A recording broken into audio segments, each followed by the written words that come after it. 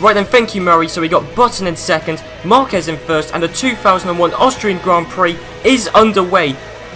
And oh, there's a spinner off there. That's a McLaren. I think that's Mika Hakkinen. This is Olivier Panis, the guy who won the previous Grand Prix, has collided with Michael Schumacher. I mean, I hate to be the bearer of bad news, but this is the most interesting thing that has happened this Grand Prix.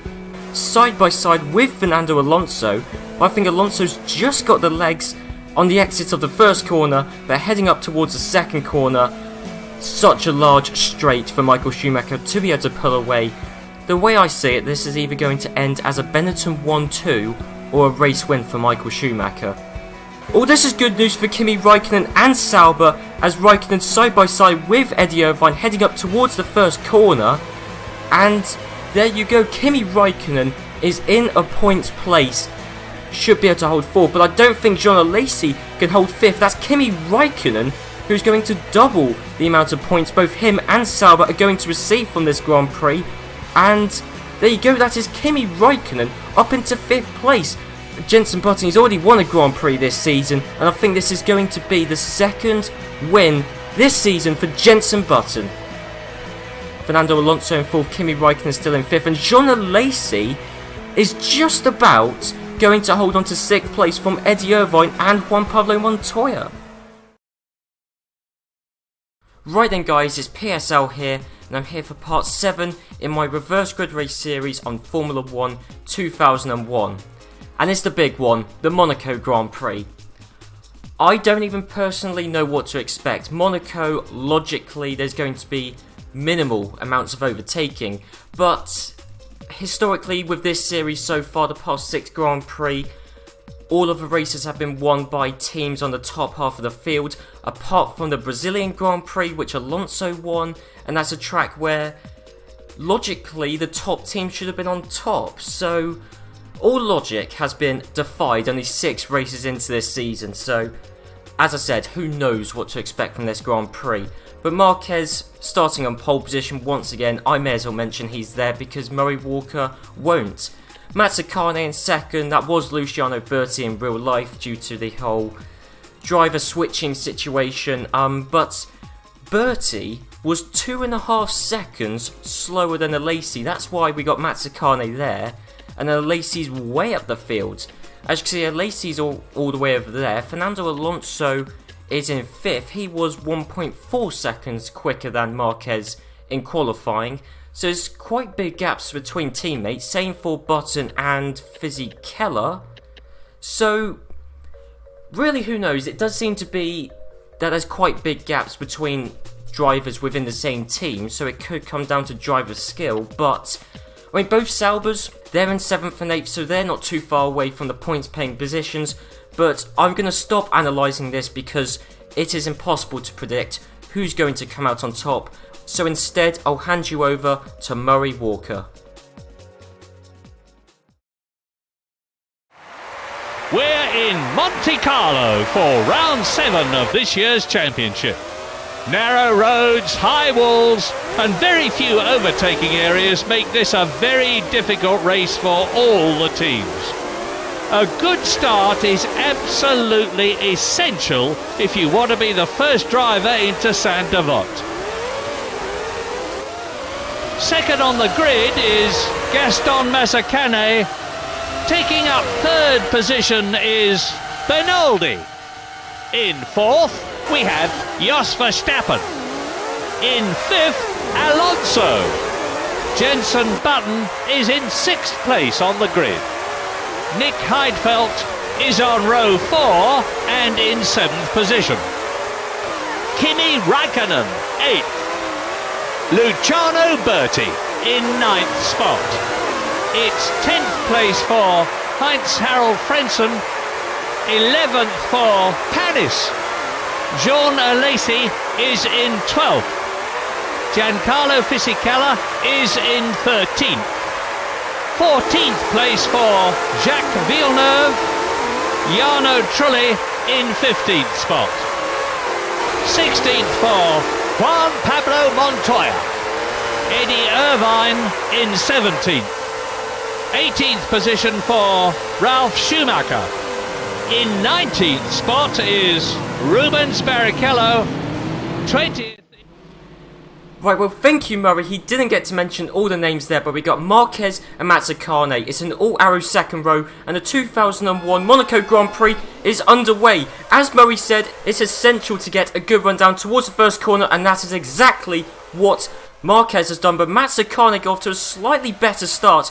So heading up the hill towards the casino section, coming up towards Massenet now, and that is potentially Mazzacane who's going to take the lead from Tarso Marquez. I think we just saw a flash of blue ahead of black and heading towards the Lowe's hairpin, and potentially, well, right now Mazzacane is in the lead, and that hasn't stuck because unfortunately we had to look at the Ferraris, but Marquez, he has taken the lead back of the Monaco Grand Prix. Mazzacane in second, and it's still Verstappen, Benoldi.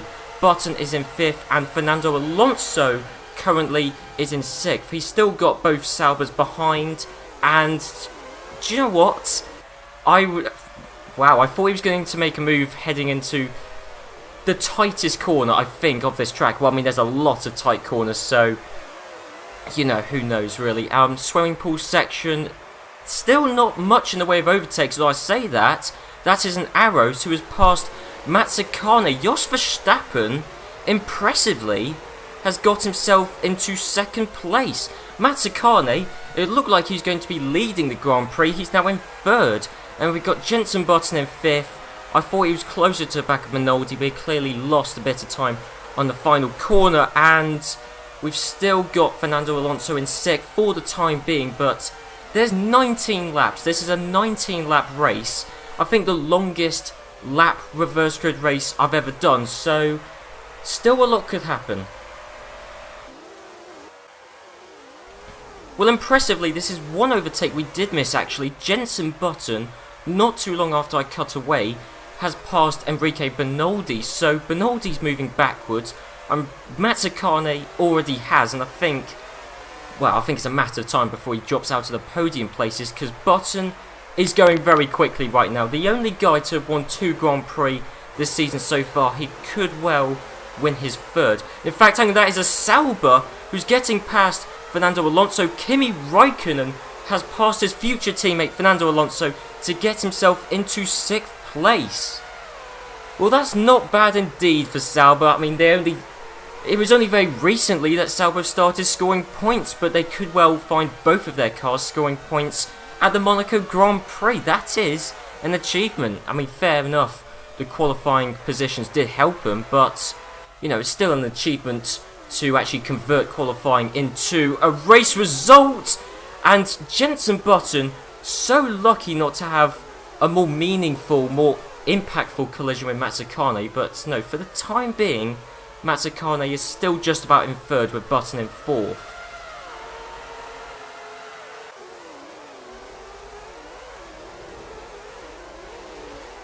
Well, hang on, this is a development actually. Fernando Alonso, who's already out of the points paying positions, has lost a further position to Juan Pablo Montoya.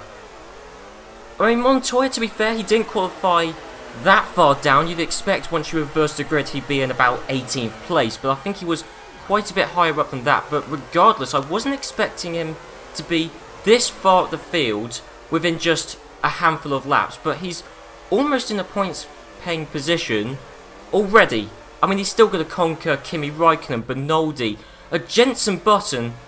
That is, I think, the third overtake we've missed this Grand Prix already, but Button is up into third place, having passed Mazzacane. All he's got to do now... I swear that was Fisichella in the pits. Well, seemingly 2 cars have retired already. One of them was Fisichella, who I saw parked up in his garage. Okay, I have no idea what caused that, but we've already got 2 retirements this Grand Prix. At first I thought retirements were impossible in this game, then I realised they're just extremely rare, but we've had 2 already, and of course, if any circuit is going to be breaking cars, it's going to be Monaco. Right, hang on, something is going on this Grand Prix.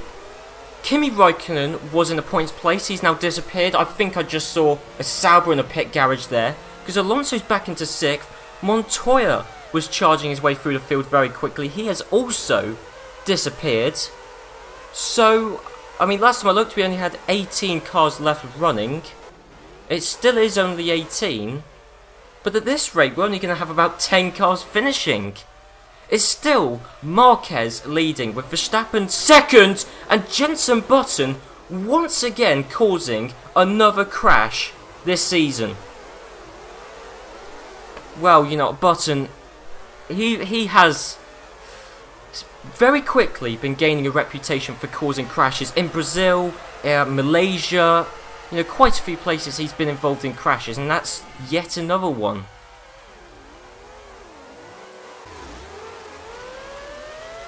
Or when Fernando Alonso could potentially be dumped out of the top 6, once again heading into back.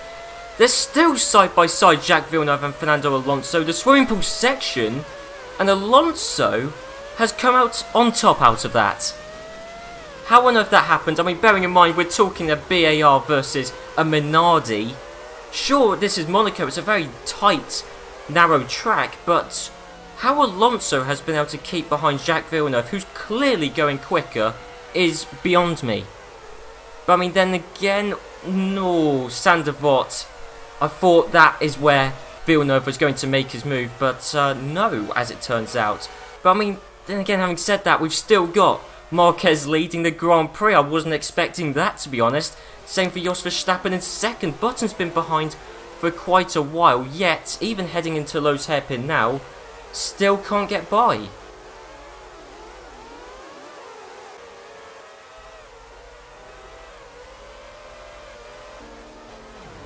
Hang on, how did that happen? Jos Verstappen's lost the wheel? That looked to me, I think Jenson Button pushed Verstappen into the wall and retired him. Oh, come on, Button, that is, I think, the dirtiest way to get into second place I've ever seen. I mean, we've seen, you know, Button, he rammed a few people heading into that corner. I can only assume that's what happened there, because that's exactly what it looked like it happened. Marquez is still going strong, Button in second, Mazzacane is now up into third, Benoldi fourth. Villeneuve actually got past Alonso when I was too busy looking at the Verstappen drama. And Alonso, even though he's been overtaken, there's more chaos that's happened behind. That's Frentzen, who's only got 3 wheels and is out. And please don't tell me Lacey's going to retire as well. Lacey's got no front wing. Chaos. There is utter chaos this Grand Prix. And, well, we're stuck looking at Lacey for the time being, but let's just look at all the people in the pits. An extraordinary amount of cars that have retired already. I don't really know what's going on. Unfortunately, we can't even see what's going on, but it's still Marquez from Button, from Mazzacane, Benoldi, Villeneuve, Alonso. Ralf Schumacher is now into 7th place. Heifeld in 8th, so Ralf Schumacher carrying on from where Montoya left off, really. But, what an extraordinary Grand Prix, and it's such a shame that there isn't a replay system in this game.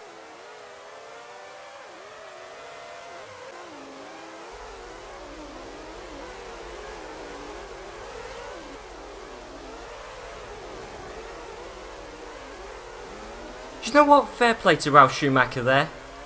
Well, actually, do you know what? Actually, fair play to both Ralf Schumacher and Fernando Alonso, because Ralf Schumacher, he hasn't exactly got a reputation for clean driving, let me put it that way, but around Monaco, at a race where seemingly very few people can drive cleanly, Ralf Schumacher went wheel to wheel with Alonso, passed him, and did it perfectly, legitimately and cleanly.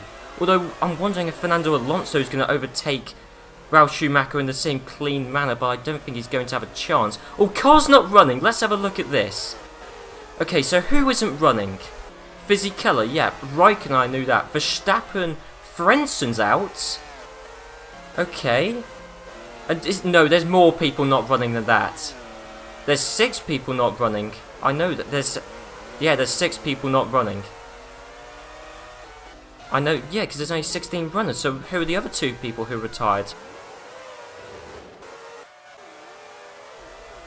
Well, it's been looking likely for quite a while now that Ralf Schumacher is going to pass Jacques Villeneuve, but actually, what has happened is that Jacques Villeneuve has instead passed Enrique Bernoldi for 4th place, so that isn't really going to do Ralf Schumacher many favours now, because he's now got to overtake Enrique Bernoldi. There's actually a McLaren coming into play.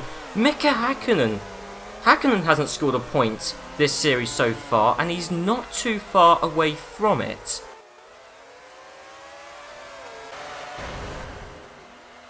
Well, I don't know how this has happened, but I just thought I'd have a look towards the back end of the field to see if there were still 16 runners.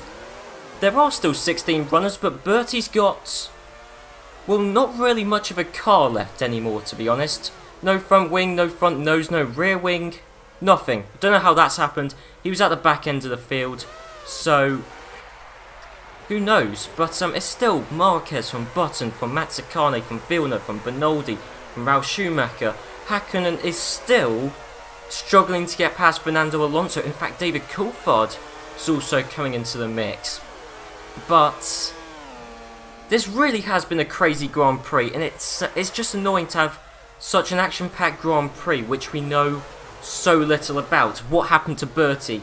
What quite happened to Verstappen? What happened to Raikkonen, to Montoya? These are all people who were right up there towards the front. Frentzen was at the back. I have no idea why he retired. Let's turn our attention to Tarso Marquez, a guy who Murray Walker never turns his attention to. He never mentions Tarso Marquez's name in this game, but he's done remarkably well. He's led the entire Grand Prix. I mean, Mazzacane was ahead for a little while, but Mazzacane a few seconds back. I mean, to be fair, Mazzacane has done brilliantly well. So has Marquez. Sure, they lost out to Jenson Button. Villeneuve is still there, but Mazzacane still hasn't lost out to Villeneuve. Ralf Schumacher's only just in the points place. Hakkinen in a McLaren can't even get past Fernando Alonso in a Minardi. So this really has been a day for chaos, a day for the bottom teams, but crucially, this is a day for Tarso Marquez to remember. He hasn't scored a point all season so far, but Tarso Marquez is going to win the 2001 Monaco Grand Prix. Unbelievable. Unbelievable. Minardi are only the second team so far this season to have both of their drivers win a race. The only other team that's had that is Williams.